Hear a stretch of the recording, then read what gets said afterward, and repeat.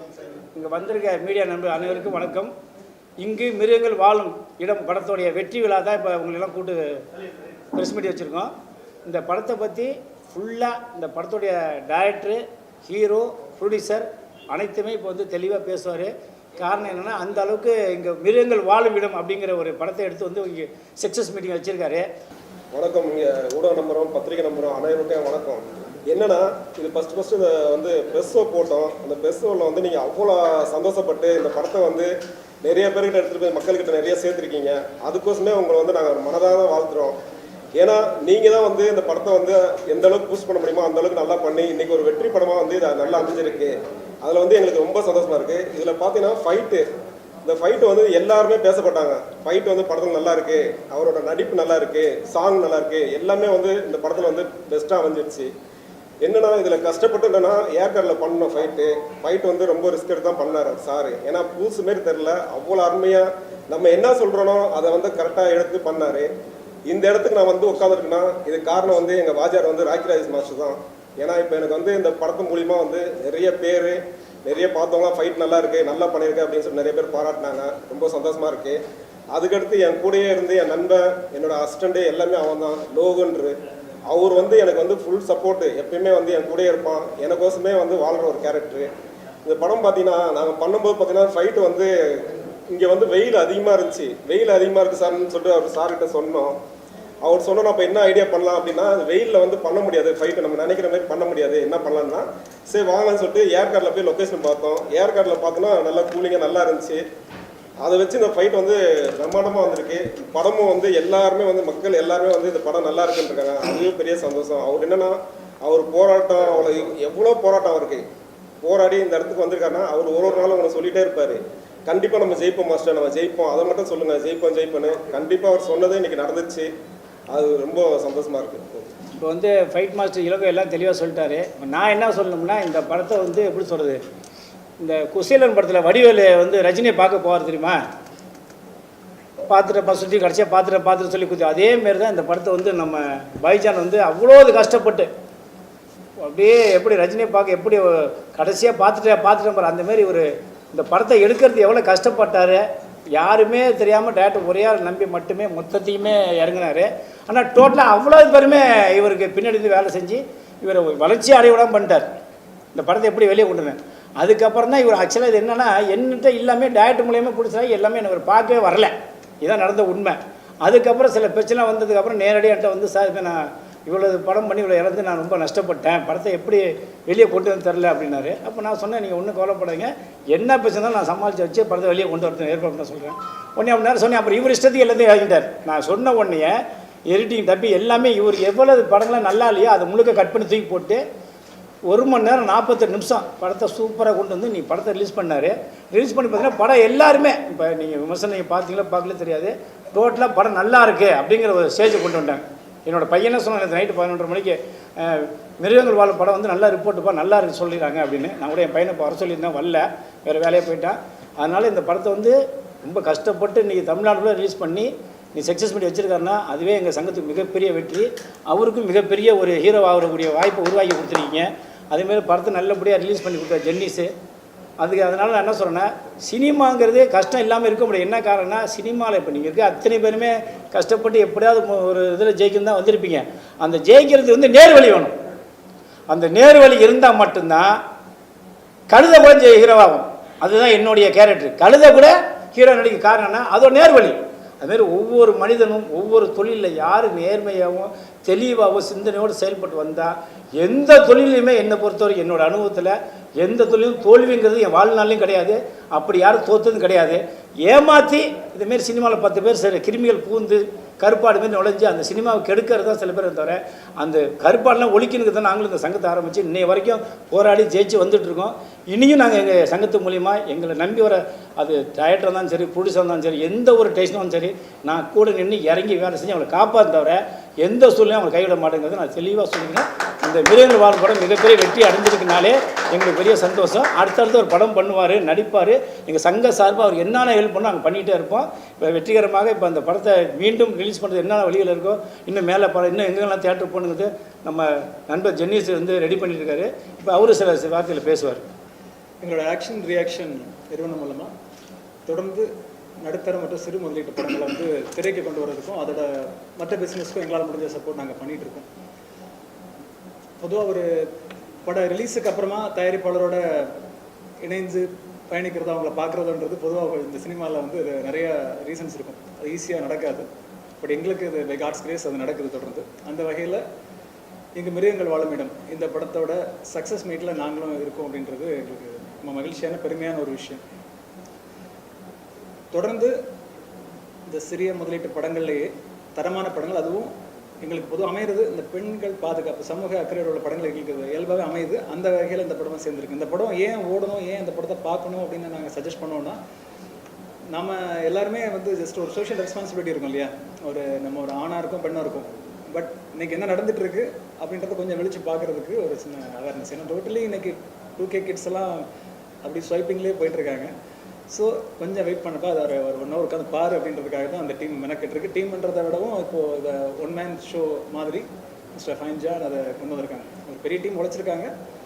Plus minus தாண்டி finally it's a product, பார்க்குற மாதிரியான ஒரு ப்ராடக்டாக கொடுத்துருக்காங்க. ஸோ நாங்களுமே முதல்ல ஒரு குழப்பத்தோடு தான் அந்த படத்தை ஸ்க்ரீனிங்கில் பார்த்து முடிக்கும் பொழுது இது கண்டிப்பாக சொசைட்டிக்கு தேவையான ஒரு விஷயம். அதில் எல்லாத்தையும் தாண்டி ஃபைனலி ரொம்ப டிஸ்டர்ப் பண்ண ஒரு விஷயம் இவரோட பெர்ஃபார்மன்ஸ். இவர் சினிமா பின்புலம் இல்லாத ஒரு மனிதர். ஆமாம், தனி மனிதனாக இருந்து எல்லாமே சினிமாவுக்கு தெரியாமல் தனி மனிதன் வந்து நீ ஜெயிச்சு வந்து நீ உட்காந்துருன்னா இதுதான் ஒரு மிகப்பெரிய வெற்றி அடைஞ்சது. காரணமே அதுதான். கண்டிப்பாக. அதாவது அந்த எஃபர்ட்ஸ்ன்றது இப்போது ஆஃப்டர் போஸ்ட் ப்ரொடக்ஷன் எல்லாமே அவருடைய ஆக்டிங் பெர்ஃபார்மன்ஸ் வந்து பார்க்க முடிஞ்சது. ரொம்ப ஒரு ஃபைன் டியூன்டு பெர்ஃபார்மன்ஸ். அதாவது ஒரு பேர் மாதிரியே அது வந்து ரொம்ப ஃபைனாக இருந்தது. அது எதிர்பார்க்கவே இல்லை. ஏன்னா அவர் பார்க்கும்போது ஒரு நார்மலான ஒரு இளைஞர் அந்த ஒரு லுக்கில் இருந்தார். ஆமாம், மீண்டும் ஒரு சேது மாரியே எக்ஸாக்ட்லி அந்த பெர்ஃபார்மன்ஸ் அந்த டெடிகேஷனை பார்க்கும்போது ரொம்பவே கனெக்டடாக இருந்தது. அதனாலே அவர் மேலே ஒரு மரியாதை அதிகமாச்சு. அதுக்கப்புறம் தான் அந்த படத்தை நம்ம கனெக்ட் பண்ணி ஏதாவது ஒரு விஷயம் நம்ம படத்துக்கு பண்ணணும்னு நாங்கள் தோணுச்சு. ஸோ இது இந்த படம் சம்மந்தப்பட்ட ஒரு சின்ன பயணம், எங்களுக்கும் அந்த படத்துக்குமான ஒரு பயணம். இந்த படத்தோட ஒரு டீம் இப்போ இவரோட இருக்கிற இளைஞர்கள், மாஸ்டர், இவங்கள மாதிரி ஆளுங்களோட பழகும்போது தெரிஞ்சது என்னென்னா, எப்படியாவது இந்த ப்ராடக்டை ஃபுல் ஃபினிஷ் பண்ணி வெளியே கொண்டு வந்து கூட வந்து நிற்கணும். இவர் அடுத்த கட்டத்துக்கு வந்தார். இவரோட இலக்கு வந்து ஒரு ஆக்டராக தொடர்ந்து பயணிக்கணும்னு ஆசையோட வந்தார். அந்த 2 பேர் வந்து கவிமணி, மிஸ்டர் கவிமணி அண்ட் வினோ.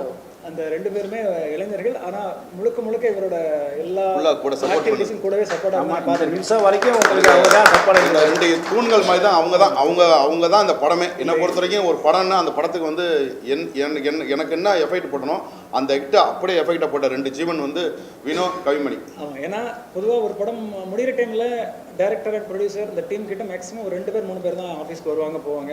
கியூபுக்கு போகிறதா இருக்கட்டும், பார்ட்னர்ஷிப் இருக்கட்டும்.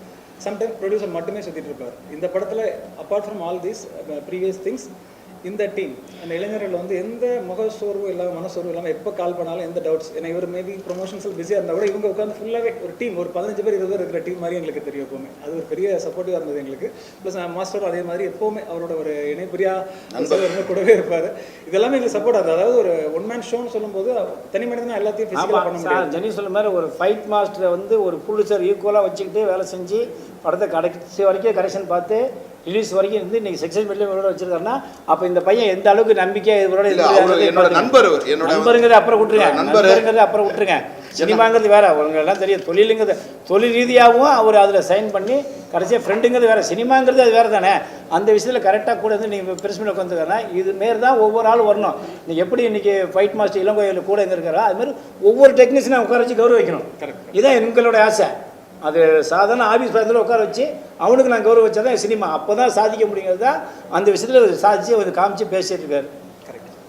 ஸோ ஓவராலாக இந்த படம் எங்ககிட்ட வர்றதுக்கு வந்து 2-3 நண்பர்கள் மூலமாக வந்தது. ஒரு டைமில் தலைவர் ஒரு வாட்டி அழைத்து இப்படி இந்த மாதிரி சொன்னார், ஒரு சுச்சுவேஷனில் இருக்காங்க, என்ன பண்ண முடியுன்றது ஜென்யூனாக, அதாவது நான் எக்ஸாஜரேட்டும் வேண்டாம் கீழே வேண்டாம், கரெக்டாக நியூட்ரலாக என்ன சொல்லணுமோ சொன்னாங்க. படத்தை பார்த்துட்டு நம்ம டிஸ்கஸ் பண்ணோம். ஏன்னா தலைவரை பற்றி சொல்லணும்னா ரொம்ப ஒரு யதார்த்தமான மனிதர். இவரோட நான் பழகின வரைக்கும் இந்த ஒயிட் அண்ட் ஒயிட் ட்ரெஸ் அதான் அவர் மனசு. நான் பார்த்து வெளியே பார்க்கும்போது கரண்ட் முறையாக தெரியுது, ஆனால் அவர் அப்படி இல்லை. இல்லை, ஒரு குழந்தை தான் அவர். நெருங்கி பழகினவங்களுக்கு தெரியும். So purely 100%. நேற்று கூட ஒரு ப்ரிவியூ ஷோ பார்த்துட்டு வெளியே வந்ததுக்கப்புறம் ஒரு பேச்சு வரும்போது இவரை பற்றி தெரியப்படுத்தும் போது ஐயோ அவருன்னு சொல்லிட்டு 15 மினிட்ஸ் அவரை பற்றி பேசுகிறாங்க. ஒரு கேரக்டர், ஒரு அம்மாவும் பையனும். அவர் தான் ப்ரொடியூசர் அண்ட் டைரக்டர். அப்போது ஒரு பயத்தோட குழப்பத்தோடு இருக்கிற சிறு முதலீட்டு தயாரிப்பாளர்கள், சிறு முதலீட்டில் ஒரு ப்ராடக்டை கொண்டு வந்து நான் வந்து ஒரு என்னோட பேஷன் நிறைவேற்றிக்கணும், இந்த சினிமாவில் நான் ஒரு பங்காக இருக்கணும்னு நினைக்கிற எல்லா கேட்டகரி மக்களுக்கும் இப்படி ஒரு ஆள் இருக்காருன்னு தெரிஞ்சு போகும்போது பார்க்கும்போதோ அல்லது கேள்விப்படும்போதோ ஒரு மாதிரி இருக்குது. எனக்கு முதல்ல அப்படி தான் தோணுச்சு. பழகினதுக்கப்புறம் தெரியுது பியூர்லி தன்னலம் இல்லாத ஒரு பொதுநலத்தோட மட்டுமே இந்த சங்கமோ இவரோட ஆக்டிவிட்டீஸோ இருந்துட்டு இருக்குன்றது உண்மையாகவே ஹாப்பியாக இருக்குது, பெருமையாக இருக்குது. அதை நான் சொல்ல விரும்புகிறேன். ஏன்னா எங்கள் எல்லா சங்கத்துலேயும் நண்பர்கள் இருக்காங்க, மரியாதைக்குரிய ஆளுங்க இருக்காங்க, அவங்களோட பழகிருக்கேன். இந்த சங்கத்தோட நான் பேசுகிறது நிறைய நேரங்கள் கிடைக்குது. அவங்களாம் பயங்கர பிஸியஸ்ட் பீப்புளாக இருக்கும்போது அதிகமாக இன்ட்ராக்ட் பண்ண முடியாது. இவர்கிட்ட நான் கொஞ்சம் நேரத்தை ஒதுக்கி பேசும்பொழுது இவர் ஷேர் பண்ணுற விஷயம் அவ்வளோ நாலேஜ் வச்சிருக்காரு. ஒரு சினிமாலேருந்து அரசியலேருந்து வேர்ல்டு வைடாக ஒரு குழந்தை வளர்ப்பு வரைக்கும் அவர்கிட்ட பேச முடியும். அவ்வளோ விஷயங்களுக்கு தெரிஞ்சுக்குது. ஒரு பொக்கிஷம். ஸோ இவரை பயன்படுத்திக்கணும்னு நான் நினைப்பேன். இவருடைய நாலேஜை பயன்படுத்திக்கணும். இவரோட கைடன்ஸை கண்ணை மூடிட்டு ஃபாலோ பண்ணுறவங்க ஜெயிச்சுட்டு இருக்காங்க, கேட்காதவங்க சிரமப்படுவாங்க. இது நானே கண்ணால் பார்த்துருக்கேன். இது அவர் என்ன ரெக்கமெண்ட் பண்ணுறதுன்றதை கூட தனிப்பட்ட முறையில் அவருக்கு எனக்கு எந்த ஒரு ஜாதியும் மதம் எதுவும் கிடையாது. பார்க்குறாரு, அப்சர்வ் பண்ணுறாரு. எங்களோட நிறுவனம் மூலமாக படங்கள் வெளியே வரும்பொழுது தங்கு தடை இல்லாமல் சண்டே சச்சரவு இல்லாமல் ஸ்மூத்தாக முடிச்சுட்டு என்ன கமிட்மெண்ட் பண்ணுறோமோ அதை நாங்கள் பண்ணிடுறோம். 10 theatre 100 theatre as per agreement நாங்கள் கமிட் பண்ணுறோம். அதுக்காக உழைக்கிறோம். ப்ரொடியூசருக்கு புரிய வச்சு பண்ணுறோம். இப்போ இந்த ப்ரொடியூசருக்குமே நீங்கள் டெஸ்டிமோனியல்ஸ் ஃபுல்லாக எங்களோட ப்ரீவியஸ் ப்ரொடியூசர்ஸ் தான். எப்படி பண்ணோம் அந்த எக்ஸ்பீரியன்ஸ் அவங்ககிட்ட கேட்டுங்கன்னு சொல்கிறோம். So happy. இந்த படத்தில் ஒர்க் பண்ணது உண்மையாகவே எங்களுக்கு எங்களோட பயணத்தில் இது ஒரு நல்ல ஒரு மைல் கல்லாக தான் நான் ஃபீல் பண்ணுறேன். Thanks so much. இன்னொன்று என்னன்னா, இப்போ இந்த படம் சினிமாவுக்கு நிறையா பேர் இப்போ நம்ம பைஜானுமே நிறைய பேர் வந்து ஏமாறுறது ஒரு பக்கம். அது ஏமாந்து படத்தில் முடிச்சதுக்கப்புறம் என்ன பண்ணுறாங்கன்னா அந்த ரிலீஸ் பண்ணி தரேன்னு சொல்கிறான் பாருங்க. அந்த ரிலீஸ் பண்ண எல்லாம் நிறைய பேர் இருக்குது. இப்போ நான் சொல்லக்கூட நேரமாக கண்டிப்பாக சொல்லுவேன். அவன் என்ன பண்ணுறான், எதுலேயுமே அனுபவம் இல்லாமல் தேட்டரு அனுபவம்லாம் இது இல்லாமல் இப்போ ரிலீஸ் பண்ணி 10 லட்சம் ரிலீஸ் பண்ணி கொடுத்துட்டு கடைசியாக தேட்டர் மேலே பள்ளியை போட்டுறான். ஆனால் தேட்டரில் ஓடினா தானே கலெக்ஷன் கொடுப்பான். ஓடினா தானே அங்கேருந்து எவ்வளோ டிஸ்டார் கொடுப்பேன், டெப்சிட்டி கொடுன்னு சொல்லியிருப்பேன். தேட்டருக்கே வராத படத்தில் அது எல்லா தேட்டரும் காமிச்சு இப்போ 25 தேட்டர்னு 50 தேட்டர் சொல்லி அதுக்கு ஒரு காசை வாங்கிட்டு அதுக்கு ஒரு போஸ்டரு அதுக்கு ஒரு பேனர் வச்சு சொல்லி கடைசியாக கணக்கே கொடுக்கறதில்ல. இந்த போன வாரம் ஒரு 2 படம் பஞ்சாயத்து அப்படியே இருக்குது. நான் அதை செய்யணும் வேண்டாம் இப்போ இருக்குன்னு சொல்லி என்ன கண்ணா என்னை கேட்டு போய் செய்யலை. அவங்களே நேரடியாக மாதிரி இப்போ என்கிட்ட ஃபோன் பண்ணி சொல்கிறாங்க, சார் என்னை 7 லட்சம் ஏமாற்றிட்டான் சார், என்னை 8 லட்சம். நான் என்ன சொல்கிறேன் அந்த மீடியா மூலியமாக தெரியலையா, எந்தையாவது ஒரு சங்கத்தில் போய் கேளுங்க. என்னை விட நீங்கள் வந்து பார்க்க வேண்டாம். நீங்கள் எந்த சங்கத்தில் உறுப்பினர் இருக்கீங்களோ இல்லை வேறு ஏதாவது ஒரு சங்கத்தில் போய் இதுமாதிரி படத்தை ரிலீஸ் பண்ண எனக்கு ஆள் இல்லை, ஏதாவது ஐடியா கொடுங்க கேட்க மாட்டேங்கிறாங்க. கேட்காம கொண்டு கொடுத்துட்டு அதுக்கப்புறம் என்கிட்ட வந்து கேட்கும்போது மனசு கஷ்டமாக இருக்குது. அதை தான் நான் திருப்பி இந்த வாரம் சொல்கிறேன். என்ன காரணம், எதையாவது ஒரு கேளுங்க, போய் கேட்டு படத்தை ரிலீஸ் பண்ண ஒன்று தேட்டரில் நேரடியாக பேசுங்க. ஏன்னா தேட்டரில் யாரையுமே ஏமாத்துறதில்ல. காரணம் என்ன, கலெக்ஷன் ஆனால் உடனே கொடுத்துருவாங்க. இப்போ ஒன்றும் இல்லை, இப்போ விஜய் படம், அஜித் படம், சூர்யா படம், சிம்பு படம், தனுசு படம்லாம் ரிலீஸ் ஆகுது. ஒரு இப்போ தேட்டரில் எவனா கலெக்ஷன் பாக்கி வைக்கணும்னு சொல்லுங்கள். எந்த ஹீரோ படம் மாதிரி ஏன்னா கரெக்டாக கலெக்ஷன் தான் எல்லாருக்கும் போய் சேர்ந்துடும். டிஸ்ட்ரிபியூட்டர் சேர்ந்துடும், மீடியேட்டர் சேர்ந்துடும், தேட்டர் ஓனர் சேர்ந்துடும், குடிச்சு எல்லாத்துக்கும் காசு போயிடும். அது ஆயிடும். இது ஓடாத படத்துக்கு காரணம்னா சரியாக ஆடியன்ஸ் வரல. அந்த ஆடியன்ஸ் வரதை இவங்க என்ன பண்ணுறாங்க, இந்த படத்தை ரிலீஸ் பண்ண போய் சொல்லி ஏற்கனவே படத்தை எடுத்து எல்லாத்தையும் ஏமாந்ததுக்கப்புறம் வெந்த பிள்ளை வேலை பார்த்து திருப்பி அந்த படத்தை ரிலீஸ் பண்ணி அதில் ஒரு 5-6 லட்சம் ஏமாற்றிட்டு போயிடுறான். கேட்டால் கலெக்ஷன் இல்லை, தேட்டருக்காரன் தரணும், தேட்டருக்கு யாருமே தர்றதில்லை. இதை ஒன்று சொல்லிக்கிறான், தேட்டருக்காரன் கலெக்ஷனே கொடுக்கல. ஓடினாதானே கலெக்ஷன் கொடுப்பான் தேட்டருக்காரன், ஓடாமல் கையில் வந்து கொடுப்பாங்களா? அவன் டாஸ்டி வரியெல்லாம் கட்டி அவங்க அதை நிர்வாகம் பண்ண வேணாமா? அதை யாரும் அதை கேட்குறல. நான் இப்பயும் சொல்கிறேன் இந்த மீடியாவிலையுமா, படத்தை ரிலீஸ் பண்ணுறாந்தா நீங்கள் எவனையும் போய் ரோட்டில் போகிறலாம் கூட்டம் இல்லை. அவன் ஒரு 10க்கு 10 5க்கு 5 3க்கு 3 ஒரு ஆஃபீஸ் போட்டிருக்கானு முன்ன அவன் போய் ஆஃபீஸை பாருங்கள். அவனுக்கு அந்த திறமை இருக்கான்னு பாருங்கள், ரிலீஸ் பண்ண தெரியுமான்னு பாருங்கள். இப்போ நாங்கள் இந்த ஜென்னிஸ் வச்சு ரிலீஸ் பண்ண ஜென்னிஸ் ஆஃபீஸ் போட்டுக்காரு, என்கிட்ட ஒரு அண்டர்ஸ்டாண்டிங் இருக்காரு. நான் ஒரு சொல்லி சொன்னேன், இந்த ரிலீஸ் பண்ணி இந்த உங்கள்கிட்ட பேசுகிறோம். அந்த மாதிரி பண்ணாமல் ஏமாந்துறது கஷ்டமாக இருக்குது. போன வாரம் மொத்தம் நெவர் எஸ்கேப்னு ஒரு படம், முனியாண்டி முனிப்பாச்சல் படம், எல்லாம் பேர் ஏன் சொன்னால் இதெல்லாம் நிறைய படத்தை ரிலீஸ் பண்ணி முறையாக கலெக்ஷன் கொடுக்கல. ஆனால் என்னுடைய நேரடி பார்வையில் போகாதனால என்கிட்ட மறைமுறை என்ன ஃபோன் பண்ணி சொன்னாங்க. அதெல்லாம் அப்படியே இருக்குது. அது 100 சூழ்நிலை வரும்போது நான் எல்லா பேரையும் தெளிவாக சொல்லி அதோடு இந்த டிஸ்ட்ரிபியூட்டில் ஏமாத்திரம் எல்லோரும் ஒழிச்சிடுவேன். நன்றி. இப்போ பைஜான் பேசுவார். இங்கே வந்திருக்கும் பத்திரிகையாளர் என்னோட சகோதரர்கள் அவனுக்கும் வணக்கத்தை சொல்கிறேன். இங்கு மிருகங்கள் வாழும் இடம் இந்த படத்தை வந்து வெற்றி விழா ஆக்குனது நீங்கள் தான் ஆக்கி கொண்டாந்து வச்சுருக்கீங்க. யார் நீங்கள்? இவங்க வந்து என் கூட உள்ளவங்க. நீங்கள் தான் பத்திரிகையாளர். நீங்கள் தான் இந்த படத்தை ப்ரெஷ் ஷோலாம் பார்த்துட்டு வந்து மக்கள்கிட்ட போய் சொல்லி சூப்பராக அது நல்லா இருக்குன்னு சொல்லி அதை பூஸ்டப் பண்ணி இன்றைக்கி நல்லபடியாக கொண்டாந்து பண்ணியிருக்கீங்க. அதுக்கு ரொம்ப உங்களை சாஸ்தாங்கமாக அந்த இதுக்கு உணர்வை நான் பகிர்ந்துக்கிறேன். சொல்ல எனக்கு அவ்வளோ எமோஷனாக இருக்குது. அந்த மாதிரி பண்ணியிருக்கேன். நான் புதுசு ஒரு புதுசு சினிமாவுக்கு வந்து முதல் புதுசு சினிமாவில் வந்த ஒரே ஆசை நடிக்கணும். எனக்கு யார் இம்ப்ரெஷனா கமலஹாசன் சார், விக்ரம் சார், இவங்கள மாதிரி நானும் நடிக்கணும். அந்த ஒரு ஆசை மட்டும் தான். மற்றபடி வேறு எதுவுமே எனக்கு தெரியாது. இப்பயும் இங்கேயும் வந்து என் நிர்வாணமாக அந்த இடத்துல ஒரு டான்ஸ் போடணும்னு சொல்லி நான் போடுவேன். யார் போடுவாங்களா யார் போனாலும் கம்பேர் பண்ணால் நான் போட மாட்டேன், நான் போடுவேன். எனக்கு அந்த அந்த அந்த நடிக்கணுங்கன்னா அதில் நடிக்கணும்னா என்னை விட யாரும் நடிக்கக்கூடாதுங்கிற நான் ரொம்ப அகம்பாவமாக இருப்பேன். அந்தளவுக்கு நடிப்பாக கொடுப்பேன். நான் யாராலையும் முடியாத செய்கிறதுக்கு நான் ரெடி. அந்த மாதிரி ஒரு எனக்கு ஆசை சின்ன நடிப்பில் அரக்கம் இல்லை. அரக்கங்கிறதுக்கு மேலே ஏதாவது சொல்லு கண்டுபிடிக்குமா, அந்த சொல்லு அது நான் தான் இருக்கணும்னு நினைப்பேன். இதான் அந்த மாதிரி ஒரு ஆசை என்கிட்ட ரொம்ப அதிகமாக இருக்குது. அதை நம்பி தான் அந்த படம் எடுக்க வந்தேன். அதுக்கப்புறம் நிறையா ஏற்கனவே நான் சொல்லியிருக்கேன், இப்போ அதெல்லாம் பேச வரல. இந்த படத்தை நல்லபடியாக சக்ஸஸ் பண்ணிவிட்டு நீங்கள் பண்ணிட்டீங்க, படம் நல்லபடியாக வந்துருச்சு. மக்கள் ஒருத்தராக ஃபோன் பண்ணி நீங்கள் தான் இனிமேல் எல்லாத்துக்கும் ஒரு குடும்பத்தில் ஒரு பிரச்சனை வருதுன்னா, அந்த குடும்பத்தில் பிரச்சனை வருதுன்னா நேராக இந்த படத்தை கொண்டாந்து காட்டினா போதும், அந்த பிரச்சனைக்கு வந்து சொல்யூஷன் அது கிடச்சிரும் அப்படின்னு சொல்கிற ரொம்ப சந்தோஷமாக இருக்குது. ஏன்னா நானும் ஒரு பொம்பளை பிள்ளை வச்சுருக்கேன், ரொம்ப சந்தோஷமாக இருக்குது. இந்த படம் எப்படின்னு பார்த்தீங்கன்னா, பக்கத்து வீட்டில் நடக்கிற பிரச்சனையை ஓட்டையை போட்டு எட்டி பார்ப்போம்ல எப்படி, அதே மாதிரி தான் அந்த படம். அங்கே மேக்கப்பு அது எதுவுமே இருக்காது, அங்கே யதார்த்தம் அப்படியே இருக்கும். அதை பார்த்துனா ரைட்டு, இதை பார்த்துனா ஆஹா இந்த வீட்டில் இவ்வளோ, அதனால தான் அவங்க அப்படி இருக்காரா, இதனால தான் இப்படி இருக்கா, அதனால தான் அந்த பொண்ணு ஓடிச்சா, இப்படி இருக்கும். எல்லாமே அங்கே நடக்கிறது அப்படியே பக்கத்தில் ஓட்டையை போட்டு பார்ப்போம் பாருங்கள். அந்த மாதிரி பார்க்குறப்ப என்ன இருக்குதோ அதுதான் அந்த படம். இங்கு மிருகங்கள் வாழும் இடம், ஒரு யதார்த்தம், அவ்வளோதான். ஆனால் இதுக்கு முன்னாடி 2 மணி நேரம் 12 நிமிஷம் இந்த படம் இருந்துச்சு.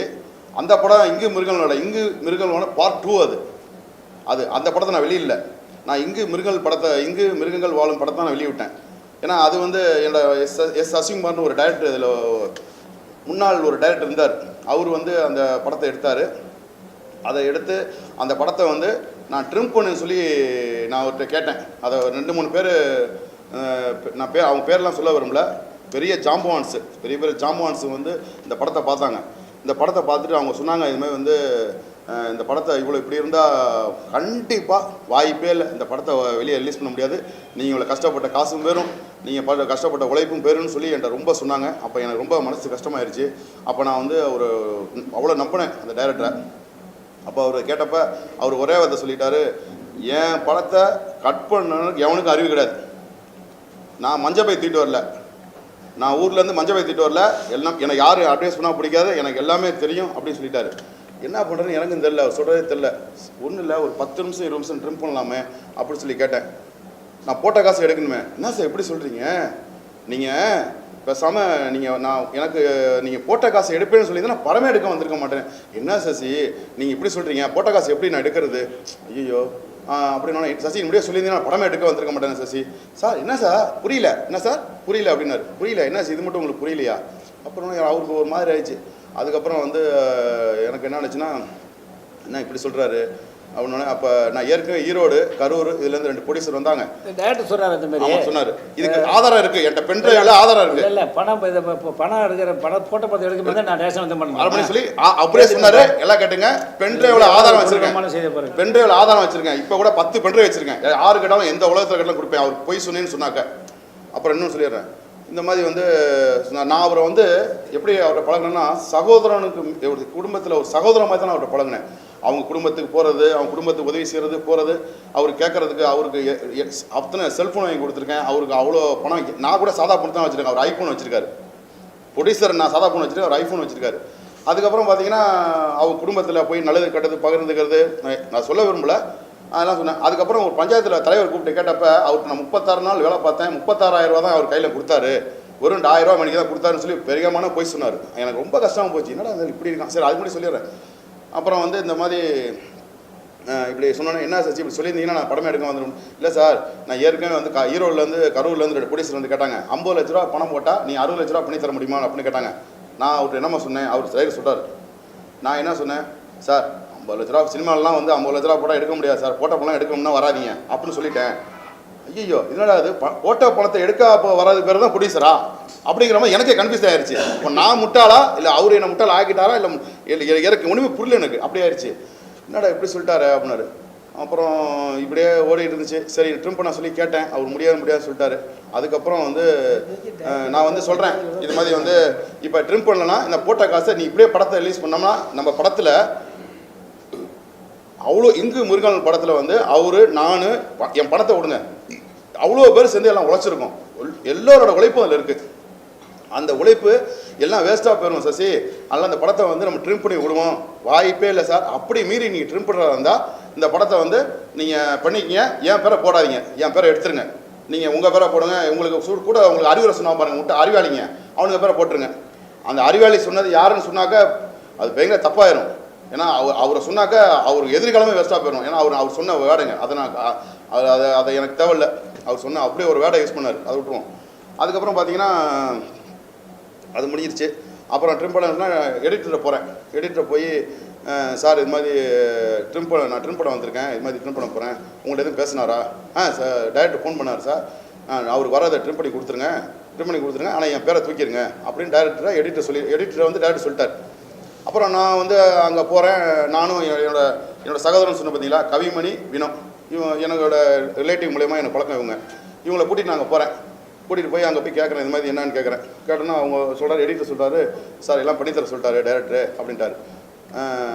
திருப்பியும் அவர் ஃபோன் பண்ணுறாரு, இது பண்ணிகிட்டு இருக்கப்போ ஃபோன் பண்ணுறாரு யார் டைரக்டர். ஃபோன் பண்ணி, சார் என் பேரை தூக்கிட்டு அவுட்டு கொடுங்க சார் அப்படின்றார். எடிட்டர் ஓகே அப்படின்னு சொல்லிட்டு அவுட்டு கொடுத்துட்டாரு. அப்போ நான் என்ன பண்ணேன், டைரக்டர் பேரை யார் பேரை போகிறது, யாராவது இந்த படத்துக்கு நான் தான் உழைச்சிருக்கேன்.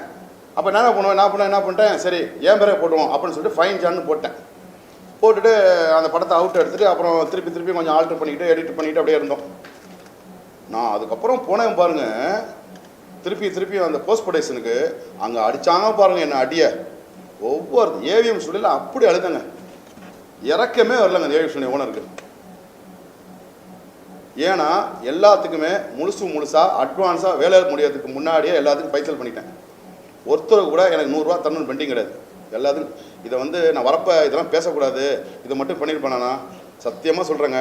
ஏன்னா நீங்கள் யார் தெரியுமா, நீங்கள் தான் உலகத்தினோட பவர்ஃபுல் ஆயுதம். யாருன்னா உண்மையுமே உங்களுக்கு அவ்வளோ பெரிய சக்தி பத்திரிகையாளர் மட்டும்தான். ஏன்னா இதை எங்கேயுமே என்னோட வலியவோ என்னோட இதை வந்து யாராலையுமே பூர்த்தி செய்ய முடியாது. அதனால தான் எமோஷனலாக தான் நான் சொல்கிறேன். நான் இறந்துருந்தா இந்நேரம் ஒரு 6 மாதம் ஆயிருக்கும்.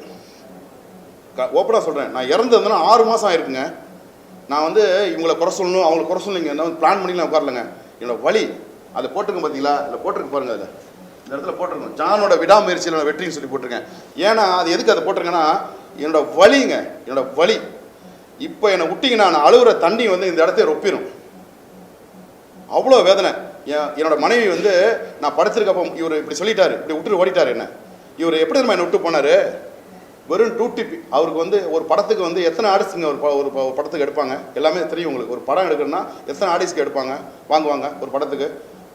ஒரு 5 ஆர்டிஸ்ட் வாங்கலாம், 10 ஆர்டிஸ்ட் வாங்கலாம். ஆர்டிஸ்ட்க்கு மிஞ்சி போனால் 3 28 ஆர்டிஸ்ட்க்கு என்கிட்ட பில் இருக்கு. 28 ஆர்டிஸ்ட் வாங்கியிருக்காருங்க, 4 டிபி வாங்கியிருக்காரு. அவ்வளோ ஆர்டிஸ்ட்களையும் ஃபுல்லாக இருக்குது. ஏன்னா சரி அதை விட்டுருவோம், இவ்வளோ ஆர்டிஸ்ட்க்கு எடுத்து வாங்கி கொடுத்து கடைசியில் என்ன 2 டிபி ஆர்டிஸ்ட்டை கையில் கொடுத்துட்டார். இதான் படம் இன்னமே போய் சரியா போயா அப்படின்ட்டார். அந்த 2 டிபி ஆர்டிஸ்ட்க்கு தான் இன்னைக்கு வெற்றி விழா கூட நான் நிப்பாட்டிருக்கேன். 2 டிபி ஆர்டிஸ்ட்க்கு தான் இன்னைக்கு வெற்றி விழா வந்து நிற்கிது. அப்போ என்னோட உழைப்பை நினச்சி பாருங்களேன். என் மனைவி வந்து நான் வந்து வீட்டில் வந்து படுத்திருக்கேன். என்னோட மனைவி வந்து சொல்கிறாங்க, இது மாதிரி வந்து நைட்டில் தூங்கிட்டு இருக்கேன், நான் நைட்டில் வந்து காலையில் வந்து எந்திரிச்சோன்னா என்னை வந்து சரி ஓகே அப்படின்னாங்க. ஏன்னா என்னம்மா சொல்கிறாங்க என் ஒய்ஃபு, இல்லைங்க நைட்டு எமோஷனலே வந்து நீங்கள் படுத்தீங்க, எனக்கு பயமாக இருந்துச்சு, இடையில எழுதிச்சு பார்த்தேன், நீங்கள் முண்டிகிட்டு இருக்கீங்களா, செத்து போயிட்டானான்னு என்னை பார்த்துருக்காங்க. எங்கேயா நடக்குமாங்க, நான் தலையிட சொல்லியிருக்கேன், எல்லாத்தையும் சொல்லியிருக்கேன். என்னன்னு கேட்டிங்கன்னா இந்த இப்போ சொன்னார் பார்த்தீங்களா, எல்லா பக்கமே அது கொடுக்க வேணாம்னு சொல்லிட்டான். டிஏ பண்ணுறது கொடுக்க வேணாம் சொன்னால், எடிட்டிங் பண்ண சொன்னால், எல்லாத்துக்குமே நான் ஃபோன் பண்ணேன். இந்த இருக்க நேரம் ஒரு பொண்ணு ப்ரொடியூசர் பணம் போட்டு அவர்கிட்ட பணம் வாங்கிட்டு நீ எப்போ ஆர்டிஸ்ட் கொடுக்க முடியாது சொல்ல முடியும், நீ எப்போ டிஏ பண்ண முடியாது சொல்ல முடியும், நீ இப்போ ஆர்டிஸ்ட் கொடுக்கல வேறு மாதிரி ஆயிரம் சொன்னா இல்லையா? ஒரே வார்த்தை தான். நான் அவனுக்கும் பயப்பட சொல்லிட்டு, நீ ஆர்டிஸ்ட் கொடுக்கலையோ டிஏ பண்ணி அவருக்கு ஒப்படைக்கல, அவர் தான் பிடிச்சா அவன் வேலை செய்கிறான், பணத்தை கொடுத்துருக்காரு டிஏ தான், அப்புறம் ஒன்று எல்லாமே கொடுத்து வாங்கி தான் நீ உங்கள் பண்ணி பேசுகிறாரு. அதாவது நான் வந்து நான் இங்கே உட்காந்துருக்கு என்னால் நம்ப முடியலங்க. அதாவது எப்படின்னா நான் வந்து ஓப்பனாக சொன்னோம்னா, அதாவது என்னை உயிரை பணைய வச்சு நான் நடிக்கணுங்கிற அது ஒரே நோக்கத்தினால தான் ஒரு சாதனை ஒரு சின்ன பிள்ளைய கூட இப்போ நீங்கள் எப்படி தட்டிங்கன்னா அது உங்களை தட்டும். ஆனால் நான் யாரையுமே தட்டலைங்க. இது வரைக்கும் ஏன் இப்படி அவர் செஞ்சாருன்னு இது வரைக்கும் நான் அவரை போய் கேட்கல, ஏன் அப்படி செஞ்சேன்னு கேட்கல. ஏன் தெரியுமா, நான் அதுக்கு அவரை போய் நான் அவர் வேணான்னு போயிட்டார். அவர் வேணான்னு போனவரை போய் திருப்பியும் போய் நான் போய் இடித்து வம்புளுக்கு இங்கே வரல. நான் வம்புளுக்குன்னு நினச்சிருந்தேன்னா சட்ட ரீதியாக நான் போயிருப்பேன். எனக்கு அந்தளவுக்கு எனக்கு ஆள் போல இருக்குது, பக்கம் அவளுக்கு செல்வாக்கு இருக்குது, 4 இடத்துல போய் சொல்லி ஏன்னா என் பக்கத்து ஃபஸ்ட்டு அதுக்கு முடியும் என்கிட்ட நியாயம் இருக்குது, எவிடன்ஸ் இருக்குது, எல்லாம் எவிடன்ஸ் இருக்குது. அவர் எதுவுமே இப்போ நான் இப்போ பேசுகிறேன்ல, இது எதுவுமே என்னை சம்மந்தம் இல்லாமல் என்னை போய் சொல்கிறாரு, சம்மந்தம் இல்லாமல் போயின்றாருன்னா ஒன்றுமே பண்ண மாட்டேன். ஒரு பெரிய டிவியில் அவர் பென்ட்ரைவை போட்டு வாய்ஸில் போட்டுருவேன், எல்லாமே இருக்குங்க. கூப்பிட்டேன் இவர் சொன்னதுக்கு அப்புறம் ரெக்கார்டிங் பண்ணி அவரை பிளேம் பண்ணுறதுக்காக நான் செய்யலை. என் ஃபோனில் ஆல்ரெடி ரெக்கார்டிங் இருந்துச்சு. அவர் தவறு பண்ணோன்னே தோண்டி எடுத்துட்டேன், அவ்வளோதான், வேற ஒன்றும் இல்லை. என் ஃபோனில் வந்து அந்த ஃபோனில் வந்து ஓப்போல எல்லாம் ஆல்ரெடி எல்லாம் எப்பொழுதுமே கால் ரெக்கார்ட் ஆகும் அந்த மாதிரி ஃபோன் அது. அப்போ இவர் செஞ்சுனா என்னடா இப்படி பேசுகிறான் மனுஷன், இவ்வளோ தாயா பிள்ளைய பழகணுமே, நம்பி இவ்வளோ காசை போட்டு செலவு பண்ணுமே, கோடி கணக்காக செலவு பண்ணுமே, இப்படி ஒரு வார்த்தையை சொல்லிட்டாரு. அப்புறம் இன்னொரு வார்த்தை சொன்னார் பாருங்க, படம் சார் ப்ரொடியூசர் படம் எடுத்துட்டா படத்தை வந்து டைரக்டர் கொடுத்துருவார் சார். அதுக்கப்புறம் ப்ரொடியூசர் வந்து ஆஃபீஸ் போட்டு நீங்கள் ஆஃபீஸே போடல, நான் அங்கே வச்சு செஞ்சுக்கிட்டீங்க, ஆஃபீஸ் போட்டு நீங்கள் தான் வந்து ஆளுங்களை வச்சு ப்ரொடியூசர் ஆளுங்க தான் போய் எல்லாத்தையும் இடத்த பற்றி எல்லாம் விசாரிப்பாங்க. அதனால் வந்து நான் வந்து அதெல்லாம் செய்ய முடியாது சார். நான் கலைப்புலி தானு சார், பாவம் லெஜன்ஸ், அவர் பேரை யூஸ் பண்ண தப்பாக நினச்சிங்க, அவர் மன்னிப்பு கேட்டுங்க அவர் பேசுறதுக்கு. அவர் பேரை சொல்லி கலைப்புலி தானு சார், நான் அவர்கிட்ட கூட யார் இவர் ஒர்க் பண்ணா, யார் டைரக்டர் ஒர்க் சசிங்கிறவர் ஒர்க் பண்ணாருன்னா கூட படத்தை எடுத்து அவர் கையில் கொடுத்துட்டு வந்துருவாராம். அவர் பேசுகிறாரு பாருங்க பேச்சு, என்னமோ பெரிய 50 படம் எடுத்து சாதிச்சவர் மாதிரி பேசுகிறாரு, கொடுத்துட்டு வந்துருவாராம். எனக்கு ஷாக் ஆயிடுச்சு, என்னடா இவ்வளோ பழகின ஆள் இப்படி பேசுகிறார், என்ன சசி அப்புறம் என்ன சார், நான் ஏன் தெரியுமா சார் வரேன் உங்களுக்கு சார், நீங்கள் திருச்சி சார், நீங்கள் அங்கேருந்து வரணும்ல, உங்களுக்கு சிரமமாக இருக்கும், புதுசு சார், உங்களுக்கு ஒன்றுமே தெரியாது சார் சினிமாவில், அதுக்காக தான் நான் வந்து என் வேலையை விட்டுட்டு அவர் வேலையை விட்டுட்டான். ஏன்டா 2.5 வருஷமா அவருக்கு மாதம் வீட்டு வாடகை, அவருக்கு சாப்பாடு, அவர் குடும்பத்தில் நடக்கிற பிரச்சனை, அவரோட தங்கச்சிக்குள்ள அவர் தங்கச்சி பொண்ணு இப்போ இறந்துருச்சு, சூசைட் பண்ணி இறந்துருச்சு, அந்த பொண்ணுக்கு கூட அதுக்கு ஃபீஸ் கட்டுறது நான் தாங்க, அது பிஎல் படிக்குது, அதுக்கு ஃபீஸ் கட்டுறது நான், அந்த பொண்ணு பாவம் ஏதோ குடும்ப சூழ்நிலை, அந்த பொண்ணு அவங்க சூழ்நிலை ஏதோ ஏதோ ப்ராப்ளத்தில் இறந்துருச்சு, அந்த சூழ்நிலை கூட நான் வந்து உதவி செஞ்சேன். ஆனால் அப்பேற்பட்ட நான் என் சகோதரன் மாதிரி அவங்க வீட்டில் இருக்க பொண்ணை வந்து என் தங்கச்சி மாதிரி என் குடும்பம் மாதிரி நினச்சி அவ்வளோ சந்தோஷமாக அவங்க வீட்டில் பழகினேங்க. என்னை ஒரே செகண்டில் அப்படியே தூக்கி போட்டாருங்க. ஏன் என்ன சசி இது படத்தை வைக்கணுமா சசின்னு கேட்டதுக்கு ஒரே வார்த்தை சொல்லிட்டாரு, நாங்கள் இப்படி தான் கொடுத்துட்டு போவோம், நீங்கள் தான் அப்போ பிரிச்சுட்டாரு, டக்குன்னு பிரிச்சுட்டாரு. என்னடா இவ்வளோ தூரம் ஒட்டி பழகினமே, ஒரு செகண்டில் நம்மளை தூக்கி போட்டாருன்னு சொல்லிட்டு ரொம்ப மன வேதனையாயிருச்சு. அதுக்கப்புறம் தான் சரி, அப்போ கூட நான் கோவப்படல சார், இது வரைக்கும் அவரை நான் வந்து வாடா போடான்னு கூட சொல்ல, ஆனால் அவர் எல்லா இடத்துலையும் என்ன வாடா போடா கடான்னு அசிங்கமாக திட்டிருக்காரு, எதுவுமே செய்யலை. இதுக்கப்புறம் நான் வந்து இதுக்கு போனேன் பாருங்கள், அடுத்து என்ன பண்ணேன், டெக்னீஷியன்லாம் பார்க்க போனேன் பார்த்தீங்களா, டெக்னீஷியன்லாம் இந்த படத்தில் ஒர்க் பண்ணேன், என்ன சொல்கிறதுனே தெரியலங்க, எப்படி அடித்தாங்க தெரியுங்களா, போகிற ஸ்பீடில் ரிட்டர்ன் வந்துடுவேன், இப்படி வேகமாக போவேன், வேகமாக போகிற ஸ்பீடில் அடித்து வந்து விழுவோம் பாருங்கள், டம்முன்னு வந்து விழுவேன். ஏன்னா நான் புதுசுன்னு அடிப்பாங்க பாருங்கள், நான் எல்லாத்தையும் பரப்பேட்டாக காசு கொடுத்துருக்கேன், ஆனால் எல்லா இடத்துலையும் பெண்டிங் வச்சுருக்காரு, கடைசியில் வவுச்சர் புக்கு காணா போச்சு சொல்லிட்டார். அதுவும் அவர் சொன்னதும் என் ரெக்கார்டிங் இருக்குது, எல்லாமே வச்சிருக்கேன், அவர் தேடி வச்சதை 386 ரெக்கார்டிங் வச்சுருக்கேன். ஏன் இதை வந்து நான் சொல்லணும்னா, இதை எனக்கு மனசு வலிங்க. இன்றைக்கி சினிமாவில் வந்து சாதாரணமாக ஒரு படம் எடுக்கிறது கஷ்டம், அந்த படம் எடுத்து அதை போராடி வெளியே இருக்கணும். நான் ப்ரொடியூசரே கிடையாதுங்க, நான் ப்ரொடியூசராக ஜெயிக்கணும் நீங்கள் வரல, நான் ப்ரொடியூசர் கிடையாது, நல்ல நடிகராக வந்தேன். இப்படி ஒவ்வொரு நடிக்கிற வந்து ஆர்வம் உள்ளவரில் டைரக்டருக்கு வந்து ஒருத்தர் பணம் எடுத்து கஷ்டப்பட்டு வந்து, ஏங்க ப்ரொடியூசர் வந்து யாருமே, நான் ஈஸியாக சொல்கிறேங்க ஒரு விஷயம் என் மனசில் உள்ளதை, எல்லா ஊர்லேயும் பணத்தை சூட் கேஸில் வச்சுக்கிட்டு யாரா டைரக்டர் இருக்கீங்களா, நல்ல கதை இருக்கா, நல்ல இது இருக்கா, அப்படி இருக்கா, படம் எடுக்க வந்திருக்கேன், என்கிட்ட 50 லட்சம் இருக்கு, 1 கோடி இருக்கு, அதுக்குள்ள யார் கதை வச்சிருக்கா அப்படின்னு எந்த ப்ரொடியூசருமே கிடையாதுங்க சினிமாவில். டைரக்டர் தான் எவனாவது ஒருத்தன்ட்ட பழகி அவனை பார்த்து இவனை பார்த்தான், ஆமாம் சார் அருமையாக வச்சுருக்கேன் சார், ஒரு சப்ஜெக்ட்டு எங்க அருமையாக வச்சுருக்கேன், அப்படி வச்சுருக்கேன் சப்ஜெக்ட்டு, இந்த சப்ஜெக்ட்லேருந்து உங்களுக்கு எடுத்து கொடுத்தா அந்த படம் வந்து இந்த சதுரங்க வெட்டணும் படம் வச்சு பார்த்தீங்களா, வாழ்க்கையில் ஜெயிக்கணும்னா அடுத்தவன் ஆசையை தூண்டி விடணும்டா, அதை பார்த்துட்டு வந்துடுறாங்கன்னு நினைக்கிறேன். அழகாக ஒரு சொன்னா பார்த்தீங்களா, ஒரு வாட்ச்சு ஒருத்தன் போய் 100 ரூபா கேட்க சொல்லுவாப்புல, அந்த ஹீரோ கேட்க சொல்லுவார், அவர் போய் அரசு பசிக்குது காசு பயா அப்படின்வான், இவன் கேட்டான் கையில் என்ன போட்டிருக்க வாட்ச், எவ்வளோ அது வாட்ச் 100 ரூபா, இதை போய் அவர்கிட்ட போய் சார் இது 1000 ரூபா போச்சு அந்த வாட்ச்சு, என்ன சிங்கப்பூர் வாட்ச் சார், இப்போ தான் வாங்கிட்டு வந்தேன், அவர் சொன்ன வீட்டுக்கு போய் மணி ஆர்டர் பண்ணிடுறேன் சார், இதை வந்து நீங்கள் ஒரு 1000 ரூபா 500 ரூபா கொடுங்க சார். அவரு பாருங்கள் அந்த மாதிரி தான் அந்த ப்ரொடியூசர், அவங்க தேமாறான் பாருங்க, அவன் தான் ப்ரொடியூசர். 1000 ரூபா பொருள் 500 ரூபா சரிடா போன்னு சொல்லினா அப்படின்னா டக்குன்னு 400 ரூபா தரேன் அப்படி சொல்லிட்டு இவர் கொடுத்து அதை வாங்கிட்டு வீட்டில் போய் சொல்லுவார், ஒரு 1000 ரூபா போல 400 ரூபாய் வேண்டாம் மொக்க போயில நீங்கள் தாண்டா அவங்க மொக்கையா போட்டாலும் வீட்டுக்கு போய் தான் தெரியும். சதுரங்க வேட்டையோட படம் இது எதுக்கு இந்த படம் எடுத்தாங்க, இந்த படம் எதுக்கு எடுத்தாங்க, அந்த படத்தில் எடுத்த டைரக்டர் வந்து அப்படிப்பட்ட ஆள் கிடையாதுங்க, இப்படிலாம் ஏமாத்துவாண்டா நீ அவேர்னஸாக இருந்துக்கிறான்னு சொன்னது.